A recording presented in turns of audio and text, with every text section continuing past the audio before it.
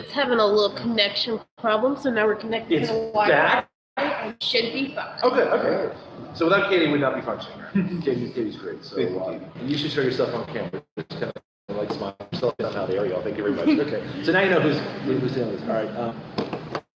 I got a bunch of to kick off with. Well, what I was talking about last week is legislation, which is regulating guns the way we do buses, or even things like cars and stuff. So you define common sense. Yes. There we go. Do you want to make an appearance on camera? Kayla's helping us out. Doing a great job. She is doing getting a good tip. Wonderful tip. Never talk about that. Anyway, I was a server for years amongst all the other jobs we've had. So here's the problem I have right now. So you're saying common sense is restricting certain guns, right? I don't even go that far. So what are you saying specifically again? I got a little sidetracked. Just keep them out of the hands of certain people. Okay. If you can't prove that you're can be responsible, that you won't let your psycho kid get a hold of it and go hurt a bunch of people, you shouldn't be able to have them. Yes. Now here's one of the big problems that I couldn't think of before from last week. Prior restraint. Okay.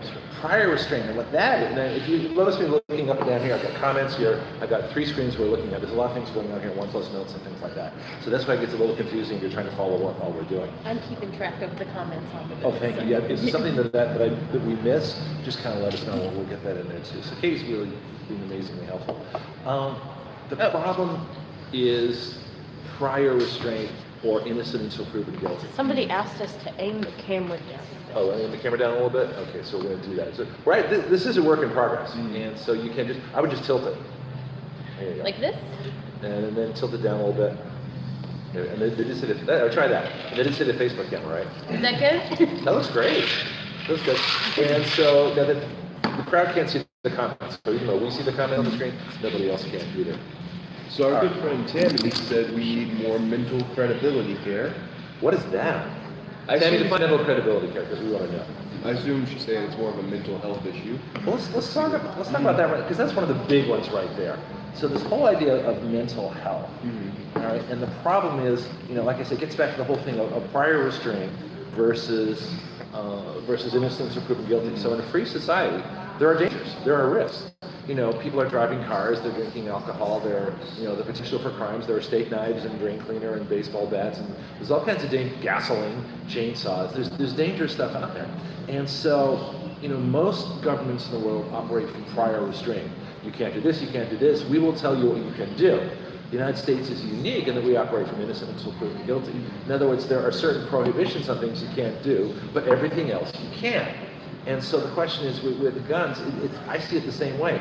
Innocent until proven guilty, but you don't want somebody to do a horrible crime either. So where do you draw that line between innocent until proven guilty and prior restraint? So where do you say someone is mentally not fit to own it without restricting the rights of people that still may have issues of depression, like divorce and family loss, things like that, or lost family members, or some people might be temporarily in a really bad place, and then they want to walk up their guns and just not deal with them for a while. How do you deal with that and still make a law covering mental health so that we don't have some of these huge horrendous murders that we've seen, especially in the schools?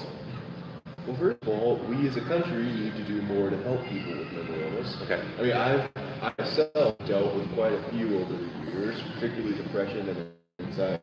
And I tell you right now, the system we have in effect really does nothing for people suffering. I mean, just saying, "Oh, get over it, it'll get better," things like that. That's not doing any help. We need to. And your generation is very different in the fact that a lot more illnesses have been identified.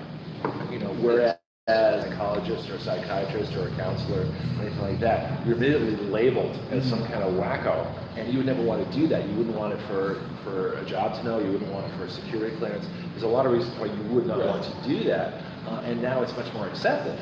But you're still saying that the services aren't there. But of course, we still always have work to do.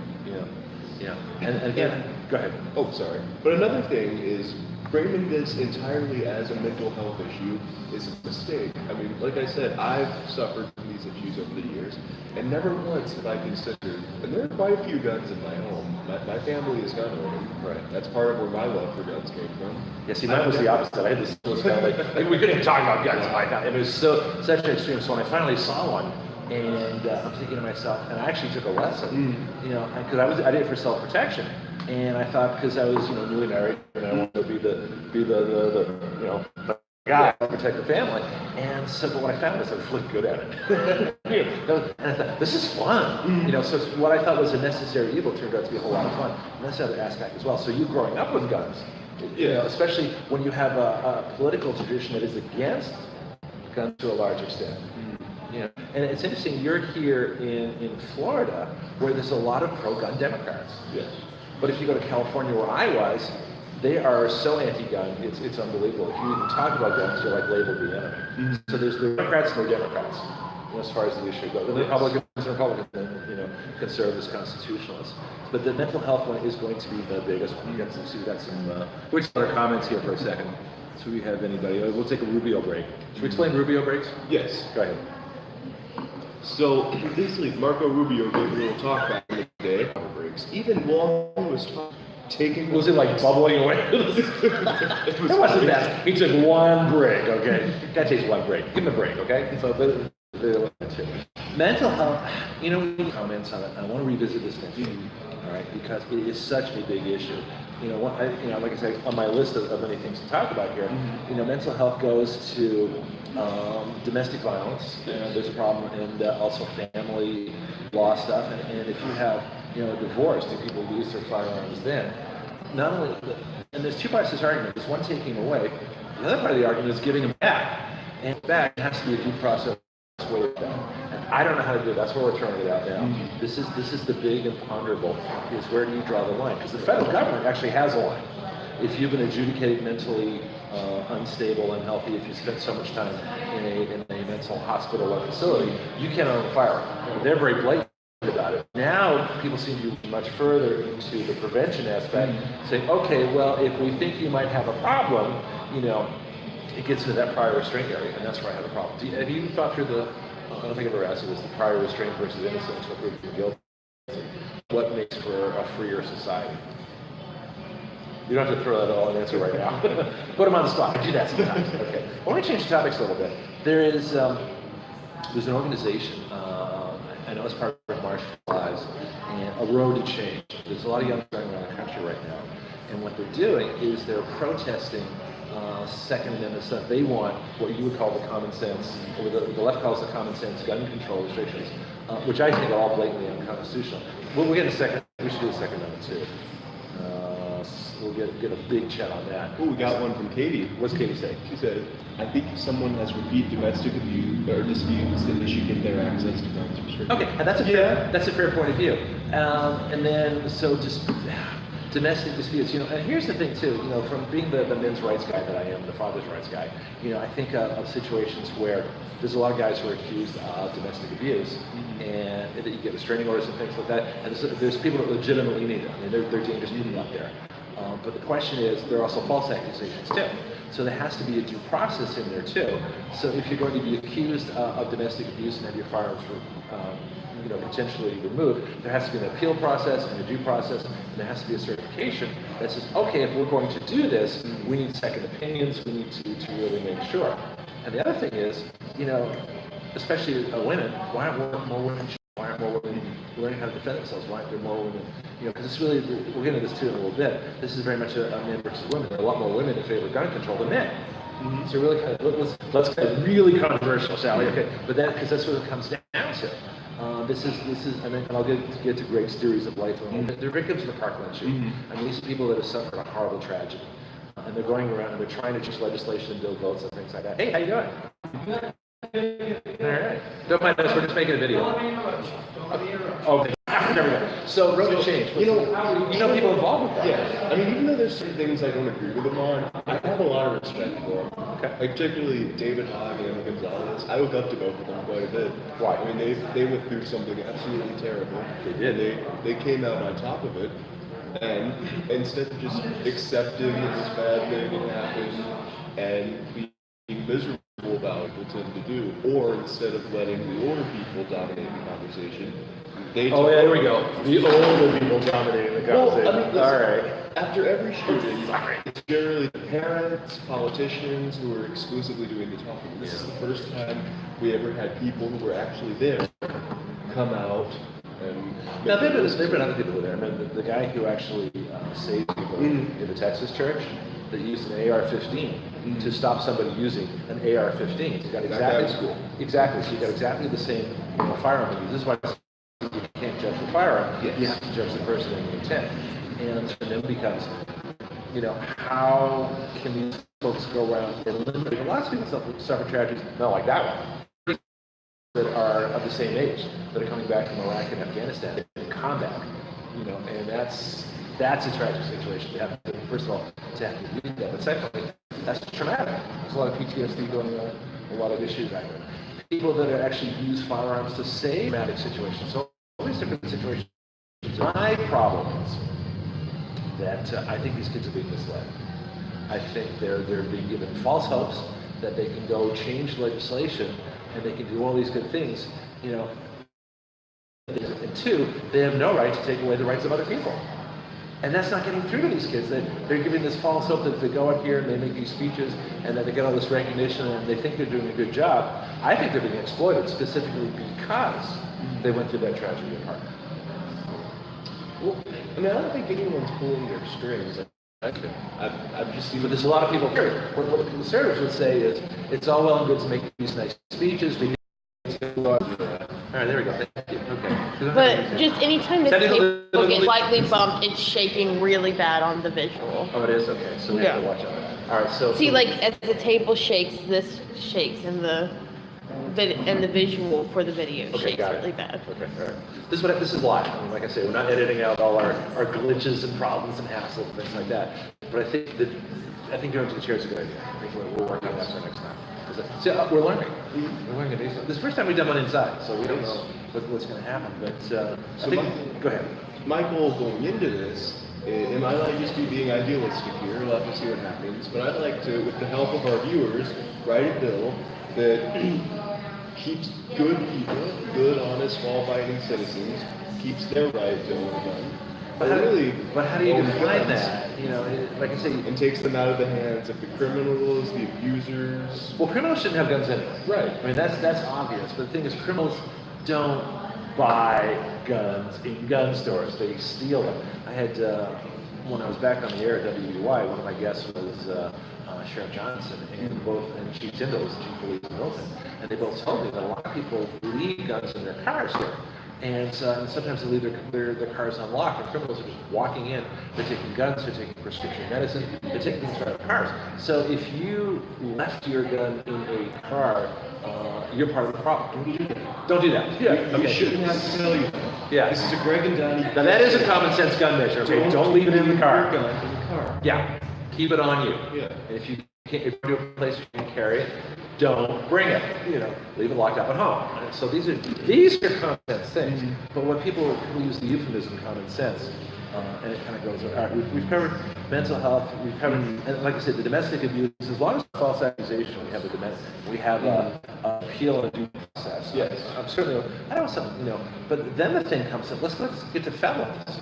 If you're released from prison, you get most of your rights back. You get your rights back to your baseball bat, your drain cleaner, your machete, and your car and everything else. Shouldn't you can get your gun rights back? It depends on what you're in for. Okay. Like if you were in for, say, marijuana possession, or really any sort of drug crime, so something like that. One of the sort of victimless crimes, if that's what you want to call them. I don't have a problem with marijuana. Right. We'll talk about medicinal and Yeah, we recreational. can do that. Because in fact, I posted an article to the Greg and Donny Facebook about on firearms if you have a recreational or a medicinal marijuana card.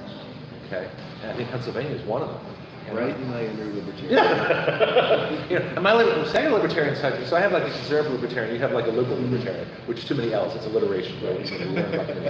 But the problem is there are states where, and this is where the Second Amendment is going to help the left All right, I figured that you're going to love this. All right, conservatives are going to go crazy. But the Second Amendment is an absolute prohibition on the government from touching the right to own firearms, which means it protects medical marijuana and recreational marijuana users because you have an absolute right to own firearms.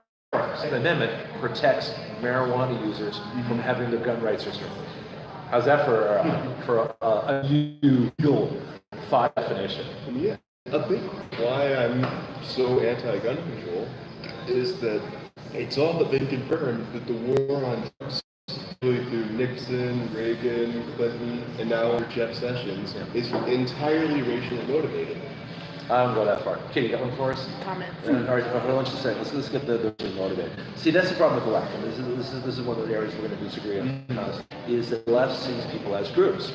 You know, it's racial, it's sexist, it's this and that. And conservatives, we look at the world as individuals. And so this is why when someone says, you know, they're a black Republican or something like that, we're like, well, so what? We don't care. You know, we care you're a Republican. We care about the Constitution. We care that you believe in individual rights and limited government. So it doesn't matter. So when I hear things like, you know, this is racist or that, I'm immediately, usually it comes down to political racism. Okay, that's where someone accuses you of racism to get a political aim. It's one of the definitions of the Pengus glossary of political. So after seeing it sometime. So why would you say that? Members of the Nixon administration, in particular, came out and said after that the reason they were so big on the war on drugs was that they wanted to associate marijuana with the far left and heroin with the black community because they were the two anti-Nixon groups. Crack cocaine too, especially was associated with later on. It was tragic, yeah. But cocaine was like the stockbroker's drug of choice. You know, the liberal white stockbroker on Wall Street would be a cocaine person. So what do they say about that? Because that's a rich person's drug. You know, it came out, I believe, back in the 90s. These Nixon guys said that they created the war on drugs 100% to crack down on his political opponents, both the black community and the hippies. Well, I've never understood the DEA. First of all, it's a state matter. And I've never understood the war on drugs because, again, going after a substance, not a person. Okay. The comments are very heated. Yeah. Okay, what do we got? Quite a few. Let's take a break and get some comments. What So do you y'all are got? gonna have to scroll up a little bit with the comments. Okay. There's quite a few. She's in on it. Wow, you guys are busy. We may have to go over this and review that as time goes on. Yeah, so we're sticking to, say, well, if you can find the best one for us, Katie. Yours were pretty good. Yeah, Katie's been putting comments in too. Well, let's talk about this whole concept of an assault weapon versus what I would call a freedom rifle.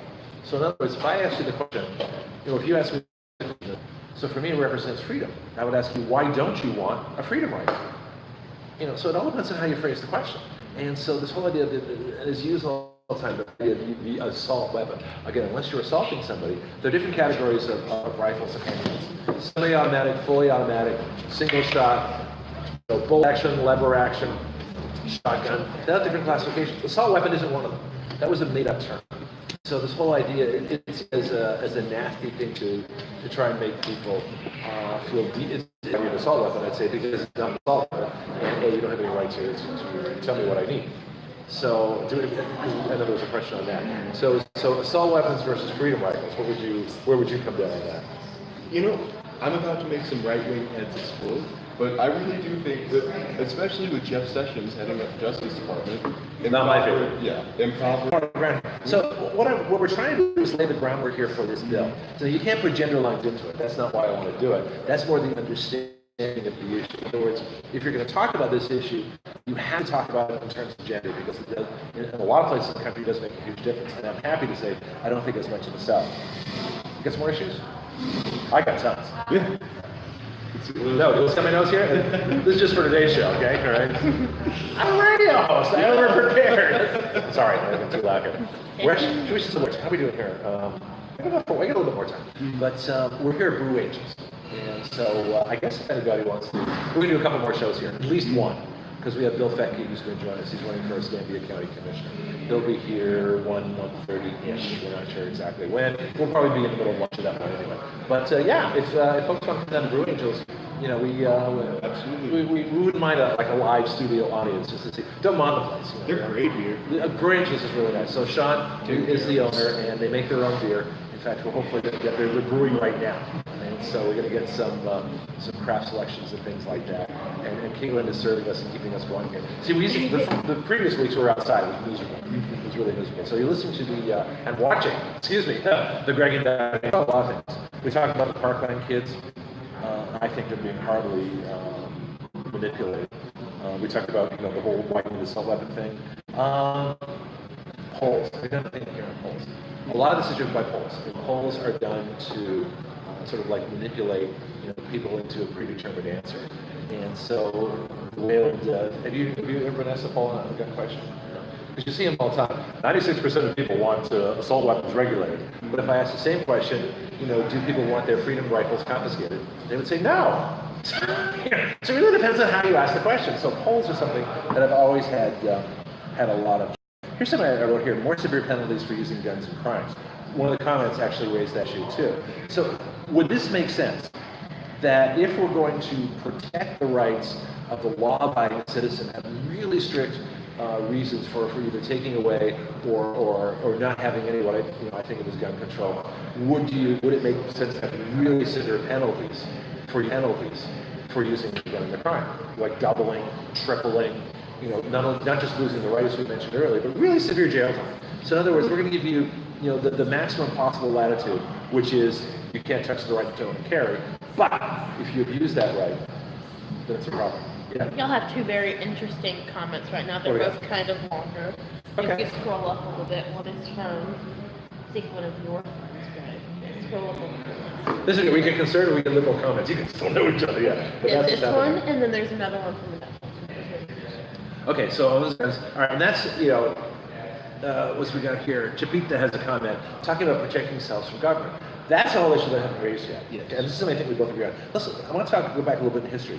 The Obama administration, this is something Alex Jones was big on. He was getting in a lot of trouble these days, unfortunately. They're trying to shut him down. But Alex Jones had a whole series several years ago on how the Obama administration is arming the government to the teeth. There are thousands more federal officers with firearms.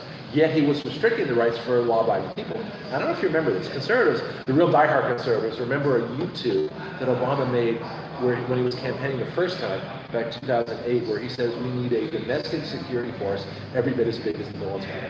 Okay. Did you ever hear that comment? No, I'll send it to you because it's classic. It disappeared. It never came back again. Oh, you are receiving a phone call. Oh, turn the ringer off, please. Just hit, yeah, there we go. So obviously, sorry about that. I forgot to turn the ringer off on the phone. This is live, So we go for these really serious issues. It's really nonsensical stuff. So the problem is the Obama administration armed people to the teeth. The Department of Education has a SWAT team. Okay, what are they going to do? Storm your house at 3 a.m. because you didn't do Common Core? I mean, it's insane. Or the National Weather Service has a SWAT team. Your position on government army themselves. It goes a lot farther than Obama, in my opinion. I mean, ever since the 60s, when CIA, the Mafia, and LBJ, possibly with some help from J. Edgar Hoover, killed Kennedy, our government's just been inching towards authoritarianism. Agreed. And it started to get really bad under Clinton, Bush. Oh, the Patriot Act? Uh-huh. So actually, I hate to say it, the best thing that ever could have happened to Bush and the guys after it was 9/11. Bush, Obama, now Trump, they've just been gradually waging this so-called war on terror, very similar to the so-called war on drugs, that just take more and more rights away and target people who don't look like us, don't think. Oh, I hate that. Don't ever say that. I hate that expression. The one thing that infuriated me about Obama, he says, well, Americans don't like people who don't look like them. It is the most condescending, disgusting thing any president has ever said about the character of Americans. I really hate that line. Just to rant for a second, but no, and this is where the group thing comes in. This is when we disagree on a lot of stuff, and this is one of the big ones: is group versus individual. And so, but where I agree with you, and this is where the ACLU, and a lot of the conservative groups could get together, is that, and they did actually, over the Patriot Act, over the war on drugs. Drug testing. Drug testing is, unless there's probable cause, is unconstitutional. It just is. You can't go and just haul. It's an illegal search and seizure. You're seizing your essential bodily fluids, as I said, Dr. Strangelove. Okay, but yet it goes on all the time, and we tolerate it. So the conditioning that has gone. We need to bring this in the bill too. The conditioning that has gone on from the DEA, from the war on drugs, through the war on terror, through the Patriot Act, and all these things. I am afraid that same conditioning is going to go and say, okay, we can take your guns too. That's my fear. I can see that. All right, what do we got here now? All right, I want to talk about the Second Amendment for a bit, and you want to give your. So when you read the Second Amendment, how do you read it? I have my Constitution right here. Don't leave home without it. American Legion. Go ahead. We talked a little last time about the well-regulated militia. Got a little heated on that. We can do it again. Yeah. It's okay, because we have several videos. Go to the Greg and Donny Facebook page. Yes. Greg and Donny News Show. Greg and Donny News Show. Greg and Donny News Show Facebook page, and I also have my Action Radio Facebook page and the Action Radio podcast page for all my old shows. Go ahead. That's my commercial. Oh, got another one. And we're here at Brew Angels. We're here at Brew Angels in Milton, in the historic district of Milton. Milton, the center of the universe. What you got? I said, careful, y'all aren't shaking the table. Yeah, watch the table. We also We're going to have fix the table shake next time. Another one could be that. I would not be surprised if Obama and Soros are the ones behind all the shootings in the USA to take away our guns. I would be surprised if they're behind it. I think I think she's wrong. I think that I think these horrible things are being used, they're being exploited, but I do not think that they're behind it. That's just because what is the problem? Oh, here's something from your side of the fence, like the Maxine Waters, who are calling for citizens to harass Trump officials at restaurants, gas stations, and stores. Do you think that's a good thing? Why? Because I've in my lifetime at least, I've never seen the populace this engaged. I mean, I love That's not engaged. That's assault. As long as no one gets hurt. Well, but isn't a verbal assault an assault? If someone came up to us right now and started yelling and screaming in front of us and tried to shut us down, would that not be an assault? What are we doing that impacts anyone? All those people out there might differ with you. Can I get my finger up close? All those people out there. Yeah, are we their representatives? I mean, are we making the decisions that impact their lives? No. We're creating a forum. Okay. I mean, in the past, like... You don't think this is a public service? It is. Okay. What I'm getting at is, in the past, we've had, of course, good and bad administrations. Oh, sorry. Yeah, okay, there. But the people... Rubio break. The people really just didn't follow it, didn't know who was doing the administration. This time, people know who's doing what, and they're actually asking them questions, holding them accountable. I love it. I love seeing our representatives held accountable. Yeah, see, I completely disagree with you on that one. Now, I don't know if we can put this into a law, but I think it's going to be, I think it's a huge disservice to the Democrats on themselves, because a lot of people are saying, you know, it's one thing to disagree with people publicly. It's one thing to make news reports, to make YouTubes, to write articles, to go on the radio, to go on the television and say, I really condemn what the administration is doing. I think that's all fair game. I disagree, but I think that's all fair game. But if you harass somebody in their private life, when they're not on the job, when they're just sitting in a restaurant with their family, I think that's wrong. And I think that a lot of people are going to object. I think a lot of Democrats are going to object to that. And sooner or later, someone's going to get hurt. You know, we had that wacko that tried to assassinate the Republicans in their baseball practice. You know, that's what this leads to. So if you say, we think that, you know, pushing back, as you call it, and assaulting is okay, what that leads to is some really crazy person you don't want to have guns, even earlier, committing a major crime. That's the problem I have with that. Disagree. So, Second Amendment, what is it? Your turn. All right. I happen to have it here if you'd like to read it. Okay. Amendment 2, Yeah. go for it. The well-regulated militia being necessary to the security of the free state, the right of people to bear and keep arms shall not be infringed. Which means, to you, the left. Right.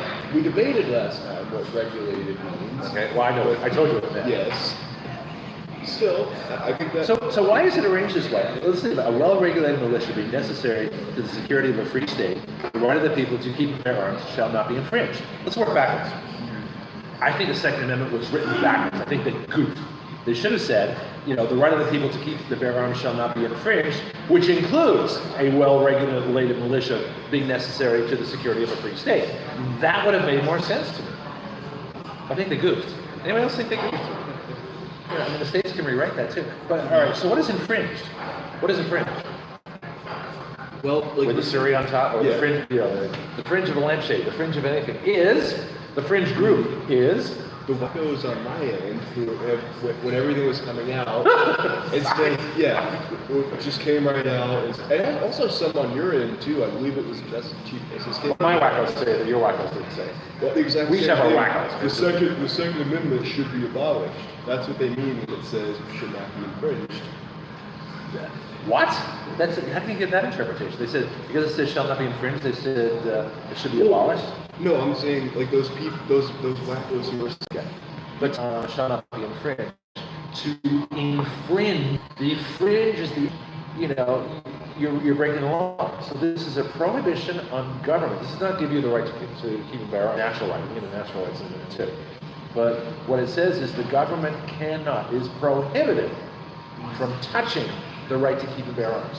Okay. Now, here's where there's a lot of confusion. This is something I realized several months ago in talking about it on the show. The Second Amendment does not cover using firearms.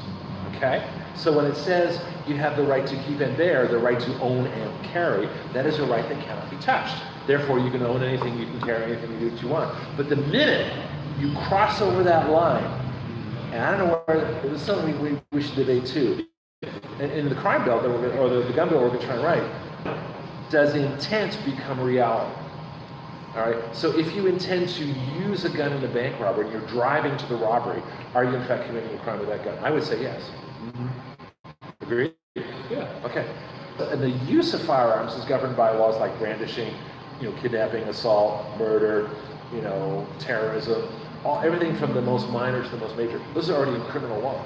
So this is why gun control is illegal, because gun control talks about the right to keep and bear, which the Second Amendment prohibits the government from touching.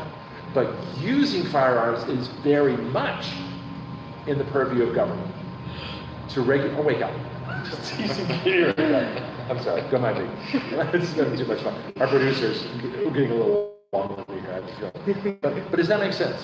Mm-hmm. That if we can debate in terms of keeping and bearing, which is covered by the Second Amendment, and using, which is not, and regulate the proper use of firearms, you should be able to own anything you want, to carry anything you want. In some cases, it's a little impractical, but using gets regulated. And using for self-defense, or using at a range, or using in a crime, all those should become by law. Katie? There are two comments saying the video needs to be reversed, and I'm just wondering what they mean by that. We don't know which button does that. I know exactly what they mean. I've been trying to find the button that reverses it, and we'll work on it between shows, but yeah, you're right. We do need to reverse it. Because I'm actually on the right, and Donny's actually on the left. Looking at it, it appears reversed. So everything we're doing is backwards. Ah. At least we're not speaking backwards. We'll figure it out. All right. So second, we only got a few minutes left in this hour. I want to cover the Second Amendment. And then I need your comments, because we want to pick this up next week and see the issues that we've talked about, how we can put those into a bill. So does that make sense on right to keep and bear? Yeah. Comments? See, what I think what am I trying to say? Intention, that word is just causing me so much trouble. I had a prior restraint last week. I couldn't figure that. I think their intention was that, yes, the average citizen should be able to have a gun, or really as many as they like, but there needs to be a process to get it. That's not in there. I don't believe they envision things like gun show loopholes. Peter Faust to go into that. As far as I know, anything you buy at a gun show has the same procedure that you buy in a gun store. The gun store loophole is basically a myth. But that's what I really particularly want to do in this case. What I want to do is really get into this argument here. And I got a concept for you. I want to see what you think of it. This is Greg's theory. Okay, there's a lot of Greg's theories. All right. So we've covered the right to keep and bear, and the separation of owning and carrying and using, and then intent. And that's something we need to also put in the law is put this down here. Intent to use. Again, if someone has a gun for the specific reason to commit a crime that's premeditated, that's something I think we might be able to put in the law. That's going to be the process issue. Here's one for you I find really interesting. A well-regulated militia being necessary to the security of a free state. What is a free state?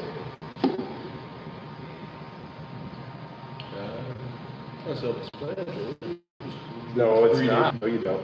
Oh, really? You have no idea what's coming. Okay, so the question is, and this is something I don't know if the founding or conditional, meaning a state of hunger. Mm-hmm.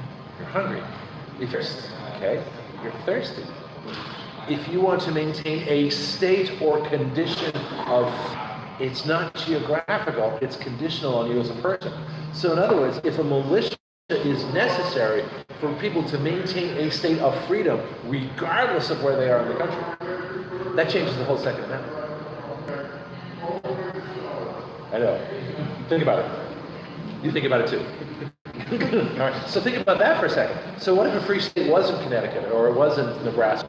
What if a free state wasn't geographic and these laws shouldn't be divided up that way? Now here's the other thing too. The Constitution was ratified by and contracted a federal government. The states are actually supreme to the federal government. Okay? So maintaining a free state might have meant maintaining a free federal government. Okay? So your state militia, the fact that everybody belongs to one, now we have the National Guard, which is not the state militia. That's a whole different thing. And the citizens militia is not the same thing. What they're talking about here is a well-regulated citizen militia, independent of government. Okay? So, what if the Second Amendment really says that is not only the right, pretty much the duty of all able-bodied people now, it used to be men, but it's people now, because men and women are equal, right? To maintain their free state by keeping arms that the government can't touch and forming well-regulated, well-armed militias. What do you think? Free state, conditional or geographic? I'll leave that with you. Thoughts on that from you guys? Well, we're almost done. They're going to be going on that all week. Yeah. So that's what it comes to. And so I'm going to sum up on gun control. We'll shut this down for a little bit, but a little bit, probably around one-ish, maybe one. He's out campaigning right now, the county commission.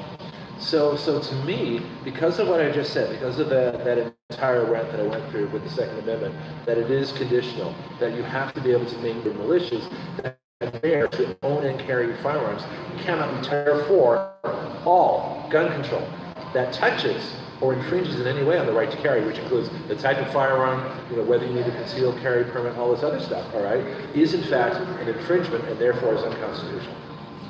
So all gun control is illegal. That's my position. Your position. Slightly different position. Wow. That's why you're here. Yep. Yeah. So you can't have complete freedom and safety. I don't know. I think there might be a way we can. I think this really is an issue that we need to come together on. We need to bring both of our radically different ideas. We need to try to make something work for all of us. So we're going to make history here. We're going to write a bill together, and after he wins, we're going to take it to my good friend Phil Air. Except I think Matt Gates has something to say about that too. Candidates debate too. We should. Because I'm not on the blatantly partisan. I can endorse everybody. Please, you can too. Yeah. So I'm a Matt Gates fan. Chris Long, county commissioner. There you go. So, actually, I don't have my law. I don't even think I have any. But so that's a question too. So gun control. So you consider? I'm sorry, Katie, you got a question? I said we have an extra Chris Long shirt in the car if you want one. I'm not going to wear a Chris Long shirt. My fellow conservatives would hate me. So you think gun control is a constitutional, is a legitimate pursuit? Okay. You want to give one more reason, or I got you on the spot here. Yeah. I've been writing on this article on this subject for years. So if you Google me and Google my gun articles, I have articles why Supreme Court judges are incapable. Actually, any court judge is incapable of ruling on Second Amendment issues. I have whole articles on that. We didn't even talk about the courts. All right, can we take a couple more minutes? You guys don't? We do. All right. Maryland court ruled that what they called assault weapons were unconstitutional because they weren't covered by the Second Amendment. To me, any judiciary that like that is acting illegally because they have no such power. Judicial review is not a legitimate power. It was not delegated to the federal court system by Article 3 of the Constitution. They took it in Marbury versus Maine, place for courts, defining the Second Amendment. I'm not entirely sure on that one. I really do think it should be more like what we're doing. It should be something the people determine. Okay. That's why I'm a big believer in action radio. Well, and then we look at the bills tonight. Here's another thing too, that the reason. Here's another reason I think gun control is unconstitutional, because we are a republic. The Constitution guarantees us a Republican form of the government, not a preservation. It just basic natural law. Yeah. Governments neither grant it nor can take those away. That's what separates us from a democracy, which says we're at ground zero every day. We start over. We can make 51% of the people want gun rights. They go. And I just don't see that. That's what I love about our system, is that we can write something, we can propose it to Bill Larry when he wins, and then he can take it and represent us through our system. Do you know his position? Do you know what he wants to do? Yeah, he has a more moderate position. We need to get him. Yeah. We can put him in the hot Yeah. seat. We're going to put Phil Ayers running for Congress on the Democrat side. Good. I think we've covered any closing thoughts. I think we said just about everything we could. Yeah, I got through most of my notes too, which is unusual. We have lots more to go, but anyway. This is the Greg and Donny News Show. We're here at Blue Angels Pub in beautiful downtown Milton, in the center of the universe. And I think that's about it. So Yes, it is. we'll be back in a little bit. Back with Bill Fecky. Bill Fecky was running first game of the accounting commissioner around 1:30. You'll know because all of a sudden you get this big alert on your page that on Facebook we're back on. So thank you very much. Could you hit finish at the bottom right corner there? Thank you very much. And can I get that's that one? I'll take that one. Give us up. And we'll get our YouTube. Can we edit YouTubes? Oh, there's live streaming too? That's perfect. Hi.